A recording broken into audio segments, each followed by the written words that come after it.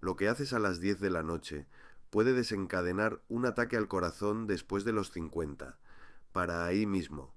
Antes de hacer cualquier otra cosa, necesito que hagas una cosa. Pon tu mano sobre tu pecho. Siente ese latido. Ese músculo ha estado latiendo cada segundo de tu vida sin descanso. No descansa. No se cansa del trabajo. No pide una pausa. Y ahora mismo, esta noche, entre las 10 de la noche y las 6 de la mañana, va a enfrentar condiciones para las que la mayoría de las personas mayores de 50 años están completamente despreparadas. Te han dicho que el sueño es cuando tu cuerpo sana. En muchos sentidos, eso es verdad, pero tu corazón, tu sistema cardiovascular, no simplemente se apaga y descansa durante la noche. Lo que realmente sucede dentro de tu cuerpo durante esas 8 horas es mucho más complejo, mucho más activo y mucho más peligroso de lo que nadie se tomó el tiempo de explicarte. Y lo que haces en los 60 a 90 minutos antes de cerrar los ojos puede proteger tu corazón durante la ventana más vulnerable del día, o silenciosamente empujarlo hacia el límite. Soy la doctora Megan Foster. He pasado más de 2 décadas en la práctica quirúrgica. He estado en quirófanos a las 2 de la mañana respondiendo a ataques al corazón y derrames cerebrales que comenzaron mientras alguien dormía. He hablado con familias en salas de PAM de espera que absolutamente no tenían idea de que algo estaba mal. Su ser querido se fue a dormir bien. No despertó. Y he pasado años estudiando la investigación que explica exactamente por qué estos eventos suceden cuando suceden y qué comportamientos cotidianos específicos aparecen consistentemente en las horas previas. Hoy voy a darte esa información de manera clara, práctica y completa, sin exageraciones, sin tácticas de miedo, solo el panorama real de lo que hace tu corazón por la noche, qué lo pone en riesgo y exactamente qué puedes hacer al respecto. Comenzando esta noche. Esto tomará algo de tiempo. Voy a profundizar en esto porque te mereces más que una lista superficial. Quédate conmigo. Lo que comparto en los próximos 40 y tantos minutos podría ser genuinamente una de las cosas más importantes que veas este año. Comencemos desde la base misma, porque antes de hablar de lo que sale mal, necesitas entender cómo se ve lo correcto. ¿Qué se supone que hace tu corazón mientras duermes? La mayoría de las personas imagina el corazón dormido como el motor de un auto en ralentí, funcionando suavemente, casi sin trabajar, solo manteniéndose. Esa imagen está completamente equivocada y quiero corregirla ahora mismo, porque entender cómo se ve lo normal es la única manera de reconocer cuando algo está mal.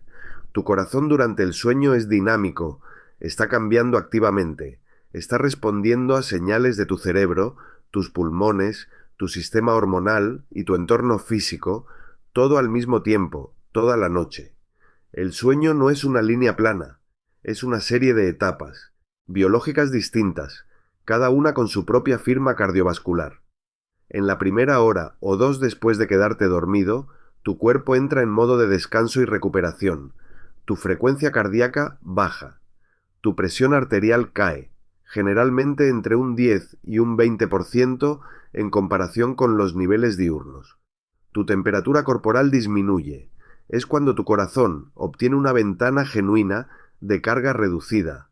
Pero esa ventana no dura. Aproximadamente 90 minutos después, entras en tu primer ciclo REM, la etapa de los sueños. Durante el REM, la frecuencia cardíaca y la presión arterial se vuelven irregulares y pueden dispararse repentinamente. Tu respiración se vuelve superficial. Tu cerebro está casi tan activo como cuando estás despierto. Y este ciclo de turbulencia cardiovascular se repite cada 90 minutos durante toda la noche, con cada periodo REM volviéndose más largo. Hacia las 5 o 6 de la mañana, un solo ciclo REM puede durar cerca de una hora. Una larga ventana de mission essential. Inestabilidad. Y luego viene el aumento matutino de cortisol. A partir de las 4 de la mañana, tus glándulas suprarrenales liberan cortisol para preparar tu cuerpo para despertar. El cortisol eleva la presión arterial, aumenta la frecuencia cardíaca, activa las vías de inflamación y de manera crítica activa los factores de coagulación sanguínea. Las proteínas que sellan las heridas se vuelven más concentradas y más activas en esta ventana.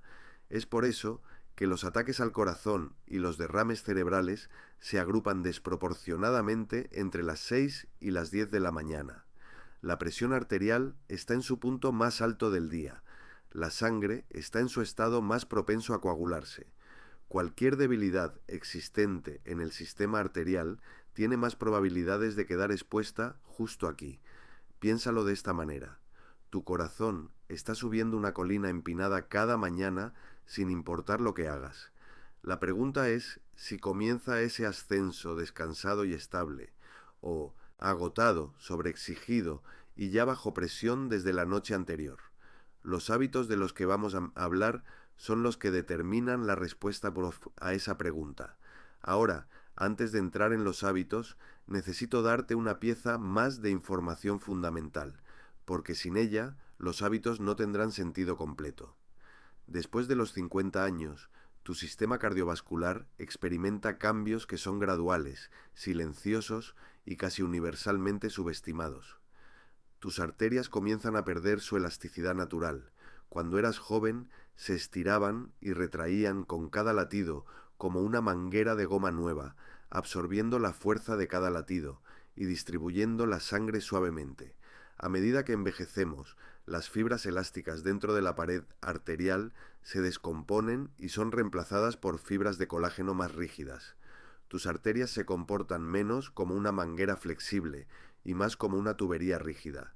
La tubería rígida no puede absorber presión. Cada aumento nocturno de presión arterial golpea la pared arterial con mayor fuerza mecánica de lo que lo habría hecho hace 20 años.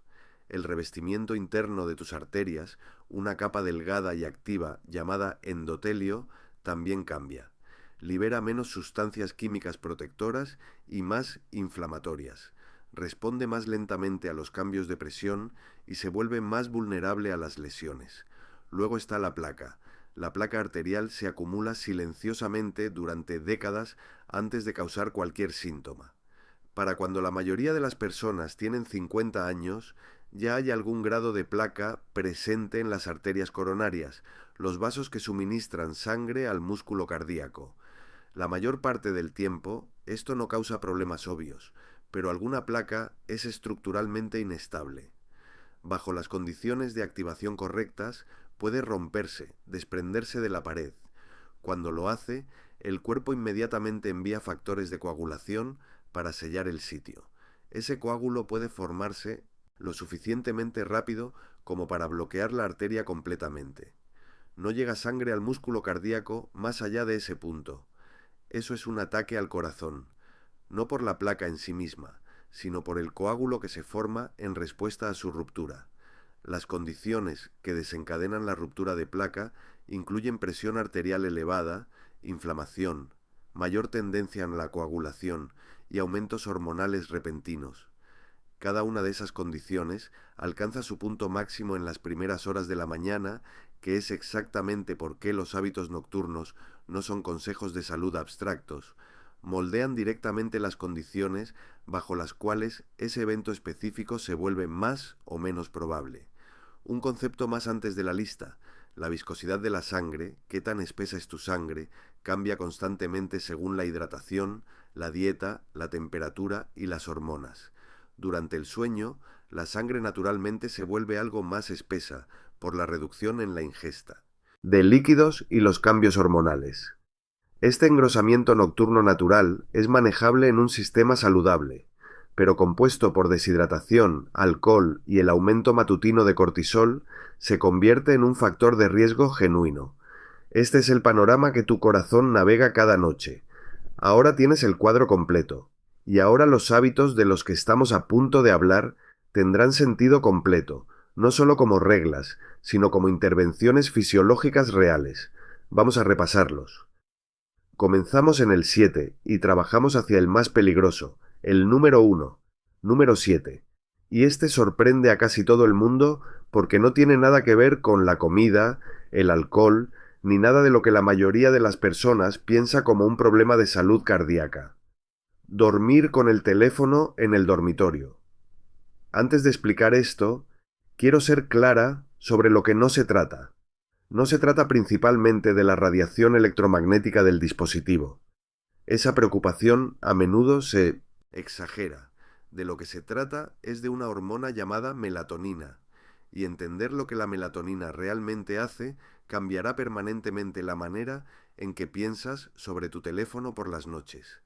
La melatonina es producida por una pequeña glándula en tu cerebro llamada glándula pineal. La mayoría de las personas la conoce como la hormona del sueño, pero su papel en tu cuerpo va mucho más allá de la somnolencia. La melatonina baja activamente la presión arterial, reduce directamente el cortisol, suprime las vías de señalización inflamatoria en tus arterias, actúa como antioxidante, protegiendo las células de la pared arterial del daño oxidativo que promueve el desarrollo de placa. La melatonina es una de las hormonas cardiovasculares protectoras nocturnas más importantes de tu cuerpo y es exquisitamente sensible a la luz, específicamente a la longitud de onda azul emitida por cada pantalla de teléfono, tableta, monitor de computadora y televisor LED actualmente en uso. Aquí está el hallazgo específico que quiero que retengas. La investigación muestra que 60 a 90 minutos de exposición a luz azul por la tarde puede suprimir la producción de melatonina durante las primeras 3 a 4 horas de tu periodo de sueño. No se trata de que la luz te mantenga despierto. Puedes quedarte dormido completamente normal, pero durante las primeras horas de sueño, tu cuerpo está produciendo mucha menos melatonina de la que debería, lo que significa mucha menos reducción nocturna de la presión arterial, mucho menos control del cortisol y mucha menos protección arterial durante las horas en que esas protecciones son más necesarias. Y hay un segundo mecanismo. Tu teléfono, incluso boca abajo sobre la mesita de noche, incluso en modo silencio, genera lo que los investigadores del sueño llaman microdespertares, breves despertares parciales desencadenados por sonidos, vibraciones, luces de notificación o simplemente la conciencia subconsciente del dispositivo. Puede que nunca recuerdes estos despertares, puede que no los sientas, pero fragmentan tu arquitectura del sueño durante toda la noche, sacándote repetidamente de las etapas más profundas donde ocurre la recuperación cardiovascular. Cada microdespertar desencadena un aumento breve pero real de cortisol y presión arterial. Multiplica eso por una noche de interrupciones y la carga cardiovascular acumulativa es genuinamente significativa. La solución es simple, y es lo único que aborda completamente ambos mecanismos. El teléfono sale del dormitorio, no boca abajo, sobre la mesita de noche, no en tu bolsillo, en otra habitación completamente en modo no molestar. Si usas tu teléfono como alarma, un reloj despertador dedicado cuesta menos de $10 y hace el trabajo sin ninguno de los riesgos cardiovasculares. Además, terminar todo uso de pantallas, teléfono, televisión, tableta, al menos 60 minutos antes de tu hora objetivo de sueño, le da a tu producción de melatonina suficiente tiempo para comenzar a subir antes de que te quedes dormido.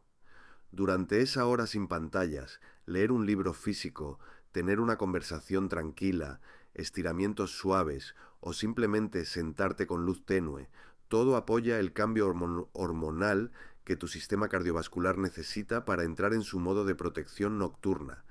Leer un libro físico, conversación tranquila, estiramientos suaves, música calmada.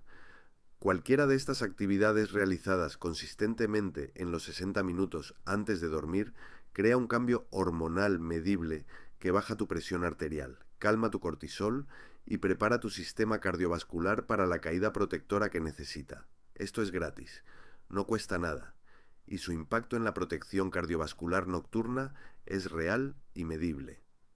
Número 6. Y este desafía algo que la mayoría de las personas nunca ha cuestionado: dormir en una habitación demasiado cálida. Asociamos el calor con la comodidad con el sueño y el sueño con la salud. Así que la idea de que un dormitorio cálido podría estar perjudicando tu corazón suena casi contraintuitiva, pero la fisiología es muy clara. Tu temperatura corporal central está programada para bajar durante el sueño. Esto no es incidental. Es un requisito biológico previo para alcanzar las etapas más profundas y restauradoras del sueño. A medida que tu temperatura central cae, tu frecuencia cardíaca se ralentiza, tu presión arterial disminuye, tu tasa metabólica baja y tu sistema cardiovascular entra genuinamente en un estado de menor demanda. La caída de temperatura es el desencadenante. Sin ella, el sueño profundo se vuelve significativamente más difícil de alcanzar y mantener. Cuando tu dormitorio está demasiado cálido, tu cuerpo no puede lograr esta caída de temperatura de manera eficiente. Los vasos sanguíneos en la superficie de tu piel se dilatan para intentar irradiar calor hacia afuera. Tu frecuencia cardíaca se mantiene elevada para apoyar ese proceso de liberación de calor. Produces sudor, y el sudor significa pérdida de líquidos, lo que significa que tu sangre se vuelve más viscosa a medida que avanza la noche, y tu arquitectura del sueño sufre. Pasas menos tiempo en sueño profundo de ondas lentas y más tiempo en etapas más ligeras y menos restauradoras. Existe investigación clínica específica que conecta los entornos de sueño más cálidos con presión arterial nocturna elevada, duración reducida del sueño profundo y niveles más altos de cortisol matutino, los tres factores de riesgo cardiovascular independientes, no en casos extremos, en el rango de temperaturas en las que la mayoría de las personas duermen regularmente. El rango objetivo que consistentemente muestra los mejores resultados cardiovasculares y de sueño está entre 60 y 67 grados Fahrenheit o 15 a 19 grados Celsius. Para la mayoría de las personas que han estado durmiendo en una habitación más cálida durante años, esto se siente notablemente fresco al principio. Esa sensación pasa rápidamente. Dentro de 5 a 7 días de dormir en un ambiente correctamente refrigerado, la gran mayoría de las personas informan una calidad de sueño dramáticamente mejorada, un despertar matutino más fácil y un estado de descanso notablemente más tranquilo. El error más común que cometen las personas cuando intentan esto es agregar mantas pesadas para compensar el aire más fresco. Eso frustra completamente el propósito. El cuerpo necesita poder liberar calor a través de la piel. Las mantas pesadas que atrapan el calor lo impiden. La combinación correcta es una habitación fresca, alrededor de 65 grados Fahrenheit si puedes, con ropa de cama ligera y transpirable. Las telas naturales como el algodón o el bambú permiten mucho mejor la circulación de aire y la absorción de humedad que los materiales sintéticos. Si compartes una cama con una pareja que prefiere el calor, esta se convierte en una conversación que vale la pena tener específicamente en términos cardiovasculares, porque el argumento fisiológico para una habitación más fresca no es sobre preferencia. Se trata de las condiciones bajo las cuales tu corazón puede realmente recuperarse durante la noche. Número 5. Y este está conectado a casi todos los demás riesgos de esta lista de maneras que no son inmediatamente obvias. Irse a dormir deshidratado. El mecanismo de la sed en los humanos es una señal de etapa tardía. Para cuando sientes sed, ya estás significativamente deshidratado. Y después de los 50, ese mecanismo se vuelve aún menos confiable, responde más lentamente, señala menos fuertemente y es más fácil de confundir con hambre o fatiga. La mayoría de las personas mayores de 50 años están en un estado de deshidratación crónica leve durante gran parte de sus horas de vigilia, no dramáticamente deshidratadas, no del tipo que deteriora el funcionamiento obvio, solo silenciosamente por debajo de los niveles óptimos de líquidos, y ese déficit leve, llevado a las horas nocturnas, crea un problema cardiovascular específico. Cuando el volumen de plasma sanguíneo, la porción líquida de tu sangre, disminuye por la deshidratación, tu sangre se vuelve más concentrada. Los glóbulos rojos, las proteínas de coagulación, los marcadores inflamatorios, todos ellos están ahora en un volumen más pequeño de líquido. Tu sangre es más espesa, se mueve con más resistencia a través de vasos que ya son menos flexibles después de los 50. Tu corazón trabaja más duro para empujar esta sangre más espesa y porque los factores de coagulación están más concentrados, tu sangre es más propensa a formar coágulos peligrosos, particularmente en las primeras horas de la mañana, cuando el aumento de cortisol está activando aún más esos sistemas de coagulación. También hay una conexión renal que la mayoría de las personas desconoce. Cuando tu cuerpo detecta niveles bajos de líquidos, tus riñones liberan una hormona que le indica a tu cuerpo que retenga sodio. La retención de sodio hace que tu cuerpo retenga agua para equilibrarla, lo que aumenta el volumen sanguíneo y eleva la presión arterial. Entonces, la deshidratación desencadena una cascada hormonal que silenciosamente eleva tu presión arterial nocturna a través de un mecanismo completamente separado del efecto de engrosamiento de la sangre. Dos vías, ambas dañinas, ambas operando simultáneamente mientras duermes. También hay algo que vale la pena saber sobre la cafeína y la hidratación que mucha gente malentiende. El café y el té cuentan para tu ingesta de líquidos, pero solo parcialmente. La cafeína tiene un efecto diurético leve, lo que significa que incita a tus riñones a excretar más líquido. 2 o 3 tazas de café durante el día, sin agua simple, adecuada al lado, pueden dejarte significativamente rezagado en hidratación para la tarde. Y ese déficit es lo que se lleva a la noche. La solución práctica es la hidratación distribuida. Agua con el desayuno, agua a media mañana, agua con el almuerzo, agua a primera hora de la tarde. No grandes cantidades en ningún momento, sino una ingesta constante y consistente. Luego un vaso pequeño de 6 a 8 onzas, aproximadamente 60 a 90 minutos antes de acostarte. No justo al acostarte, donde arriesga despertarte para ir al baño, lo suficientemente temprano para ser absorbida y contribuir al volumen plasmático nocturno. Tu boca matutina es tu mecanismo de retroalimentación. Si regularmente te despiertas con la boca seca o sintiéndote deshidratado, tu hidratación vespertina es insuficiente. La mayoría de las personas que corrigen su hidratación diurna notan una diferencia significativa en el estado de alerta matutino y la calma en un plazo de 3 a 5 días. Número 4. Y quiero abordar este con cuidado porque merece un compromiso honesto, no el descarte. Alcohol antes de dormir.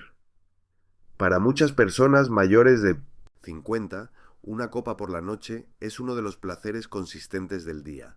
Marca la transición de las exigencias del trabajo a algo más tranquilo y más personal. Lo entiendo. No estoy abordando esto como una cuestión de moralidad. Lo estoy abordando como una fisiológica. El alcohol es metabolizado por tu hígado a aproximadamente una bebida estándar por hora. Durante ese proceso, tu hígado convierte el alcohol en un compuesto llamado acetaldehído, que es estimulante para el sistema nervioso. A medida que se acumula y luego se elimina, típicamente en medio de la noche, genera lo que los investigadores llaman el efecto de rebote del alcohol. Tu cerebro, inicialmente sedado, vuelve hacia el estado de alerta a medida que el acetaldehído se elimina. Es exactamente por eso que las personas que beben antes de acostarse a menudo se quedan dormidas fácilmente, pero se despiertan entre las 2 y las 4 de la mañana incapaces de volver a dormir. No es coincidencia, es rebote farmacológico. Pero la interrupción del sueño es solo parte de la historia cardiovascular. El alcohol hace que los vasos sanguíneos se dilaten, bajando inicialmente la presión arterial. Tu corazón siente la resistencia reducida y aumenta su producción para compensar.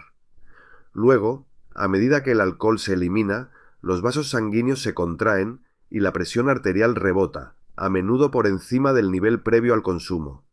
Este rebote ocurre en medio de la noche, durante las horas en que el sistema cardiovascular ya es más vulnerable. Genera un pico de presión contra las paredes arteriales que son más rígidas, llevan placa y operan en un entorno de coagulación elevado. El alcohol también afecta directamente el sistema de conducción eléctrica del corazón. Incluso el consumo moderado puede provocar ritmos cardíacos irregulares, incluido un fenómeno bien documentado, llamado síndrome del corazón de vacaciones, que ocurre en personas sin antecedentes cardíacos previos. En personas mayores de 50 años, con cambios arteriales no diagnosticados existentes, esta inestabilidad eléctrica durante el sueño es un riesgo genuino. Y el alcohol es un diurético. Suprime la hormona que le dice a tus riñones que retengan líquido, haciendo que produzcas más orina durante la noche y acelerando el engrosamiento de la sangre. La recomendación práctica es el tiempo. De 3 a 4 horas entre tu última bebida y el sueño, permite que tu hígado lo elimine en gran medida, reduce el efecto de rebote y permite que la melatonina funcione.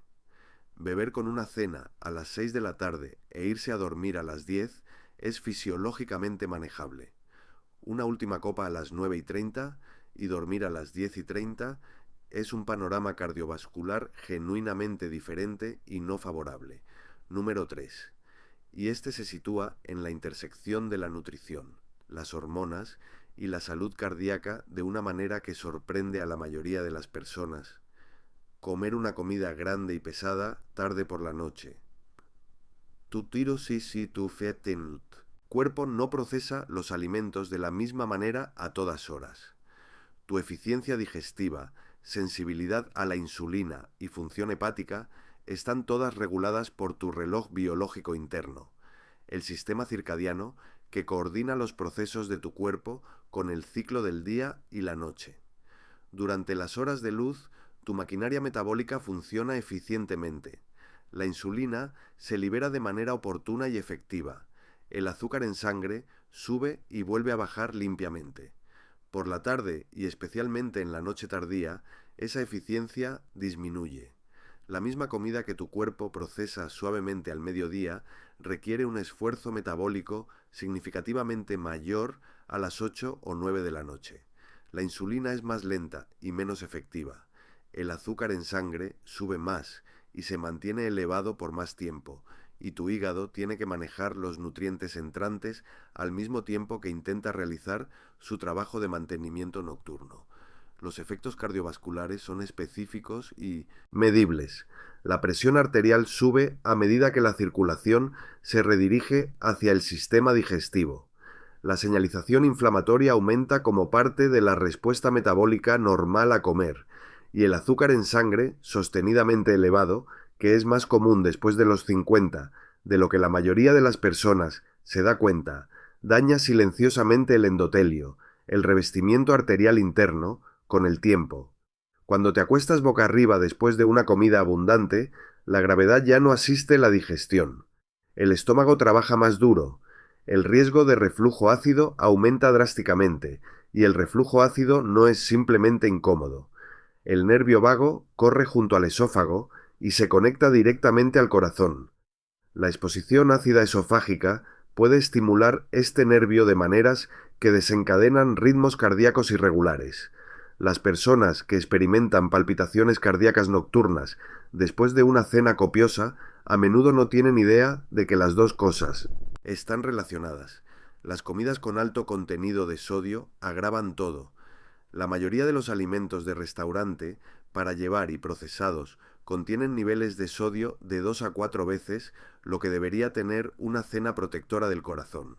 El sodio provoca retención de líquidos durante la noche, elevando la presión arterial a través de un mecanismo de volumen directo que persiste directamente hasta el aumento de cortisol matutino. El objetivo práctico: termina tu comida más grande al menos 3 horas antes de dormir. Las cenas más ligeras, proteína magra, verduras, carbohidratos moderados, bajo en sodio, se procesan limpiamente y dejan tu corazón en un estado genuinamente más tranquilo para la medianoche. Si tu horario te obliga a comer tarde, enfócate en reducir la carga de sodio y grasa en lo que comas. Esos dos factores llevan el mayor peso cardiovascular nocturno. Ahora estamos entrando en los dos primeros. Y quiero prepararte para esta sección porque lo que estoy a punto de describir no es solo sobre la acumulación de riesgo a largo plazo. Estos próximos dos hábitos pueden crear inestabilidad cardiovascular nocturna, inmediata y medible, el tipo que puedes estar sintiendo realmente y atribuyendo erróneamente a otra cosa. Si regularmente te despiertas a las 3 de la mañana con el corazón palpitando, si experimentas lo que sientes como que tu corazón se salta o acelera durante la noche, si te despiertas con dolores de cabeza inexplicables, si tienes sudores nocturnos que no parecen estar relacionados con la temperatura de la habitación. Estos no son aleatorios, no son simplemente envejecimiento. Después de esta sección vas a entender exactamente qué los está generando. Número 2. Apnea del sueño no tratada. De todo lo que hay en esta lista, la apnea del sueño puede ser el factor de riesgo cardiovascular más consecuente y más crónicamente desatendido en personas mayores de 50 años. Y quiero explicarlo con suficiente detalle para que si tú o alguien que amas tiene alguno de los signos, lo tomes en serio, no eventualmente, pronto. La apnea del sueño es una condición en la que los músculos de tu garganta y vías respiratorias se colapsan parcial o completamente durante el sueño, cortando el flujo de aire. Esto puede suceder docenas o cientos de veces por noche y cada vez que sucede, tu nivel de oxígeno en sangre cae. Ahora, esto es lo que sucede en tu cuerpo en respuesta a esa caída de oxígeno. Y esta es la parte que la mayoría de las personas no entiende completamente. Tu cerebro tiene sensores que monitorean los niveles de oxígeno constantemente, incluso durante el sueño. Cuando el oxígeno cae por debajo de un umbral, tu cerebro activa una alarma de supervivencia. Libera una oleada de adrenalina, la misma hormona que inunda tu cuerpo cuando percibes peligro físico inmediato. Tu frecuencia cardíaca se acelera, tu presión arterial se dispara, a veces en 40 a 60 milímetros de mercurio en cuestión de segundos.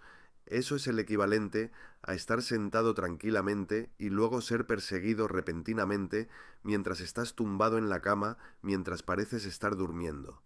Tus vías respiratorias se reabren, respiras, tu oxígeno se recupera y en 60 a 90 segundos sucede de nuevo. En una persona con apnea del sueño moderada, este ciclo se repite quizás 15 a 30 veces por hora. En casos severos puede superar 60 o incluso 100 veces por hora. Eso significa que tu cuerpo está desencadenando una respuesta de estrés cardiovascular total impulsada por adrenalina repetidamente durante cada noche de sueño, no ocasionalmente, cada noche, durante años. Las consecuencias cardiovasculares no son sutiles. Las oleadas repetidas de adrenalina elevan crónicamente la presión arterial, no solo de noche, sino persistentemente las 24 horas.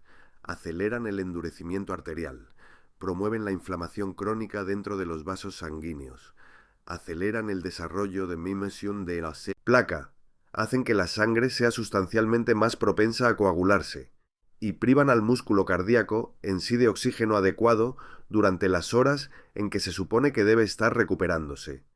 Los resultados documentados a largo plazo de la apnea del sueño no tratada incluyen hipertensión persistente, resistente a las dosis estándar de medicación, riesgo de derrame cerebral elevado de 2 a 4 veces el nivel de referencia, tasas significativamente más altas de fibrilación auricular, un ritmo cardíaco irregular que en sí mismo aumenta dramáticamente el riesgo de derrame cerebral y mayor incidencia de muerte cardíaca súbita durante el sueño.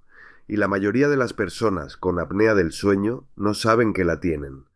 Roncan, se despiertan un poco cansadas, han atribuido su fatiga al estrés o al envejecimiento, su pareja ha mencionado los ronquidos, han bromeado al respecto, y ha quedado sin tratar por 5, 10, a veces 20 años. Quiero abordar específicamente un concepto erróneo que lleva a las personas a desestimar esta preocupación. Muchos creen que la apnea del sueño solo afecta a personas con sobrepeso significativo. Esto es incorrecto. Si bien el exceso de peso es un factor de riesgo significativo, la apnea del sueño es fundamentalmente un problema estructural. La anatomía de tu mandíbula, la posición de tu paladar blando, el estrechamiento natural de las vías respiratorias que ocurre a medida que el tono muscular disminuye con la edad. Todos estos contribuyen independientemente del peso corporal. Las personas delgadas y atléticas desarrollan apnea del sueño regularmente. El tamaño corporal es un factor, no es el único. Señales de advertencia a tomar en serio. ronquidos lo suficientemente fuertes como para escucharse a través de puertas cerradas. Una pareja que te ha observado dejar de respirar durante el sueño, una de las señales más definitivas. Dolores de cabeza matutinos a través de la frente, un marcador clásico de caídas de oxígeno nocturnas, despertarte por la noche necesitando orinar repetidamente. Los eventos de apnea desencadenan una respuesta hormonal que aumenta la producción de orina. Fatiga diurna persistente a pesar del tiempo adecuado en cama, dificultad para concentrarse, irritabilidad de humor inexplicable. Cualquier combinación de estos justifica una evaluación del sueño. Las pruebas de sueño en el hogar se han vuelto accesibles, asequibles y mucho menos invasivas que los estudios hospitalarios de décadas anteriores. Puedes completar una evaluación en tu propia cama con un pequeño dispositivo usado durante la noche, y el tratamiento funciona. El tratamiento más común, un dispositivo de presión positiva continua en las vías respiratorias, es muy eficaz para eliminar los eventos de apnea y se ha demostrado que reduce la presión arterial, mejora la estabilidad del ritmo cardíaco y reduce significativamente el riesgo cardiovascular a largo plazo en personas que lo usan consistentemente. Hay alternativas para quienes no pueden tolerarlo: terapia posicional, aparatos dentales y, en casos apropiados, opciones quirúrgicas. Quiero ser honesta sobre algo. Muchas personas han recibido tratamiento prescrito, lo han probado durante una semana, lo han encontrado incómodo y lo han abandonado. Entiendo esa reacción, pero los dispositivos han mejorado enormemente en los últimos 5 años. Son más silenciosos, más ligeros y más cómodos de lo que eran incluso recientemente. Si un intento previo falló, vale la pena revisarlo.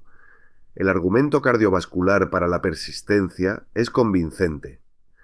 Para muchas personas mayores de 50 años, tratar la apnea del sueño puede ser la intervención cardiovascular más impactante disponible, más impactante en algunas investigaciones que la medicación sola. Número 1. El riesgo cardiovascular nocturno más subestimado y el que requiere la explicación más matizada, porque implica entender algo sobre la presión arterial que la mayoría de las personas, incluidas muchas que han sido diagnosticadas con hipertensión y actualmente están tomando medicación para ella, nunca les han dicho. Medicación para la presión arterial mal cronometrada y el problema no monitoreado de los patrones de presión arterial nocturna. Tu presión arterial no es un número fijo, sube y baja durante todo el día en un ritmo predecible. Durante las horas activas de vigilia corre más alta. En la madrugada sube hacia su punto más alto del día. Y durante el sueño, en un sistema cardiovascular que funciona normalmente, cae típicamente entre un 10 y un 20% en comparación con los niveles diurnos. Esta caída nocturna se llama patrón de inmersión. Le da a la pared arterial una ventana de estrés reducido, reduce el desgaste mecánico en el endotelio y permite al corazón un periodo de demanda genuinamente menor.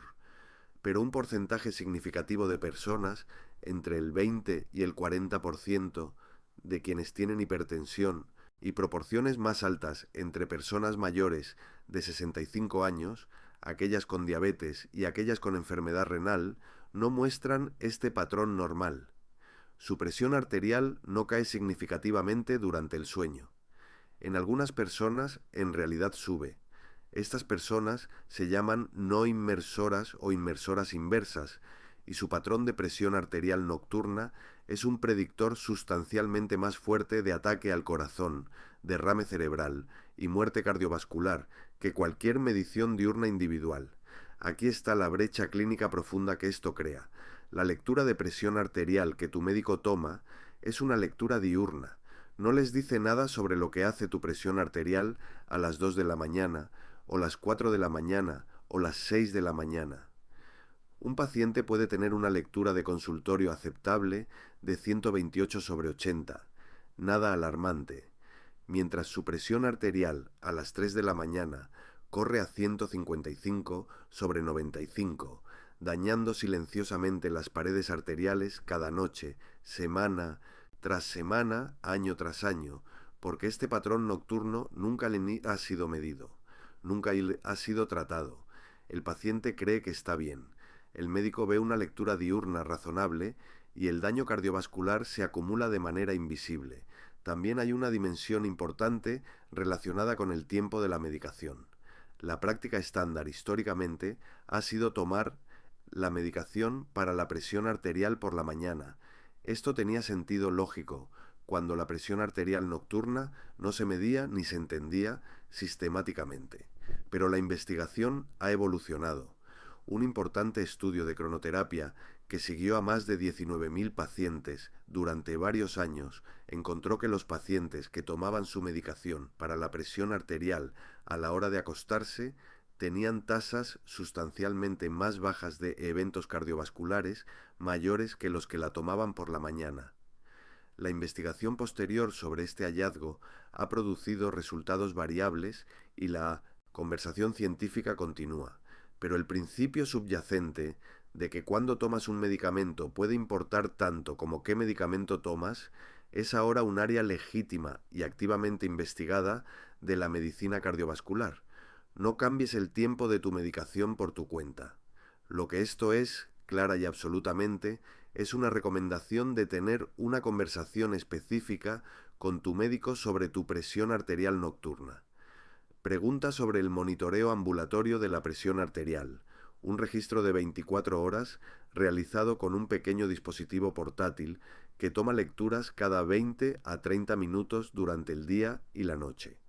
Proporciona información que una sola lectura de consultorio simplemente no puede. Si tienes un monitor de presión arterial en casa y si no lo tienes, un manguito automático preciso cuesta menos de $40 y es una de las mejores inversiones en salud que puedes hacer. Comienza a tomar lecturas en 2 momentos específicos cada día. Antes de acostarte e inmediatamente al despertar. Antes de levantarte o tomar café. Mantén un registro de 2 semanas. Lleva ese registro a tu médico.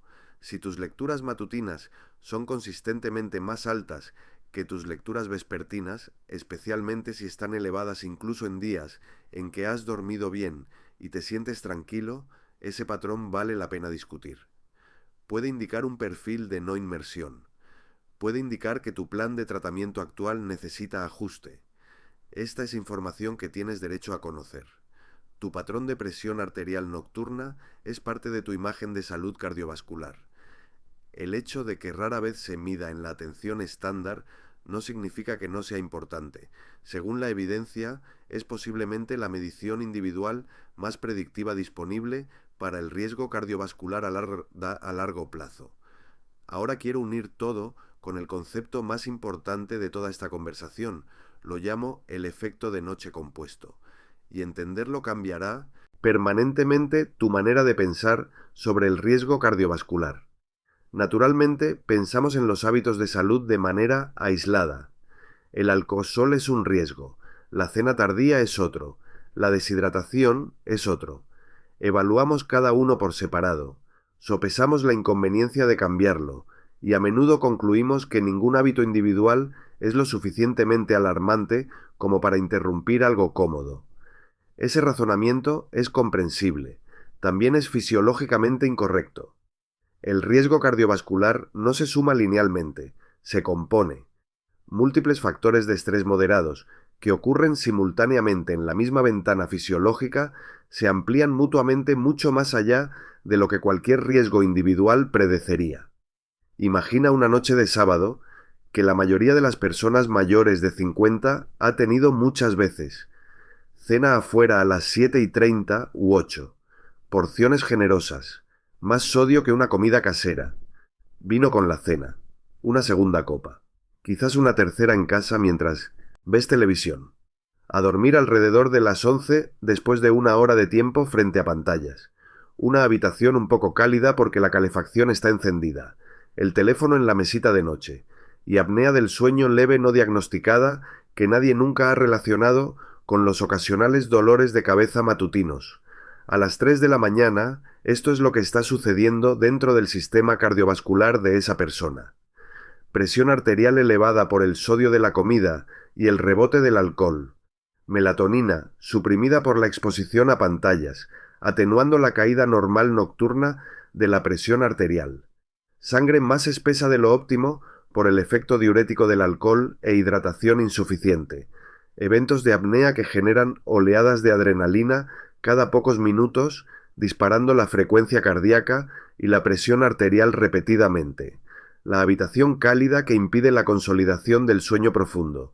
Y para las 5 de la mañana, el aumento de cortisol, comenzando, elevando aún más la presión arterial, activando los factores de coagulación, aumentando la inflamación. Ninguno de esos factores de estrés por sí solo necesariamente empujaría al sistema más allá de sus límites, pero apilados juntos, componiéndose en secuencia durante la noche en un sistema cardiovascular que lleva rigidez arterial, algún grado de placa y una reducción normal para la edad en la reserva compensatoria, esa combinación puede cruzar el umbral. Este es el patrón, no siempre, no inevitablemente, pero consistentemente reconocible, no un error catastrófico, una acumulación silenciosa de elecciones ordinarias que convergen en la ventana equivocada en el momento equivocado. Antes de cerrar, quiero abordar algo directamente porque he pasado los últimos 40 minutos describiendo riesgos y mecanismos y quiero asegurarme de que lo que te llevas sea claridad y dirección, no ansiedad. No eres frágil, no estás más allá del punto donde esto importa. La capacidad del cuerpo para responder al cambio positivo después de los 50 es real y a menudo más rápida de lo que las personas esperan. Cuando las personas comienzan a abordar sus condiciones nocturnas, enfriar el dormitorio, guardar el teléfono, hidratarse adecuadamente, cronometrar mejor las comidas y el alcohol, hacerse evaluar por apnea del sueño, notan cambios rápidamente. Dentro de una semana, la mayoría duerme más profundamente y se despierta más descansada. Dentro de 2 a 3 semanas, la presión arterial matutina a menudo comienza a bajar. Dentro de un mes, la fatiga crónica de bajo grado, que muchas personas simplemente han aceptado como normal, comienza a levantarse. El sistema cardiovascular no es pasivo, es receptivo. Cuando reduces la carga nocturna, vuelve al equilibrio con una disposición que sorprende a las personas. Lo que quiero que te lleves de hoy es un marco, no una lista de verificación. Tu corazón enfrenta su mayor desafío fisiológico durante el aumento matutino de cortisol. Los hábitos que practicas la noche anterior determinan en qué condición está tu sistema cardiovascular cuando llega a esa ventana.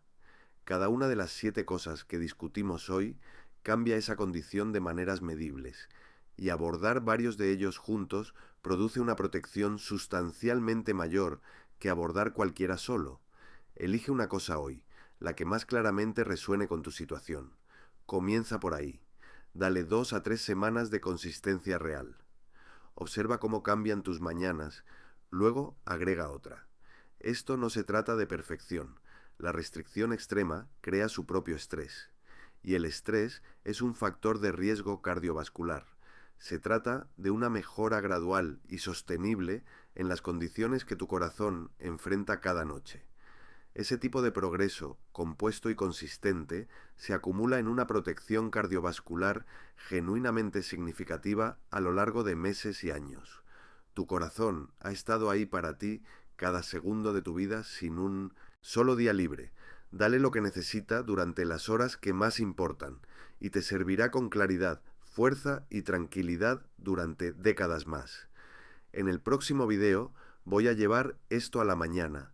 Voy a explicar exactamente lo que debes y no debes hacer en los primeros 30 minutos después de despertar, porque algunos de los hábitos matutinos más comunes están agravando activamente el estrés cardiovascular de esa ventana del aumento de cortisol.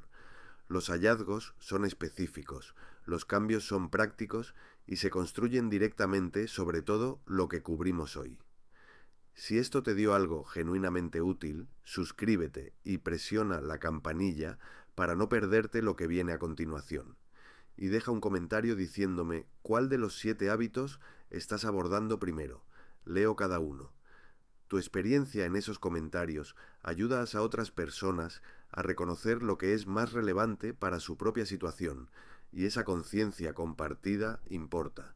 Si estás listo para profundizar en Un marco completo y estructurado de día y noche para la protección cardiovascular a largo plazo, la guía de longevidad vinculada a continuación reúne todo lo de hoy en un sistema diario diseñado específicamente para la salud del corazón y el cerebro después de los 50. Cuida tu corazón esta noche. Está trabajando duro por ti mientras duermes. Nos vemos en el próximo.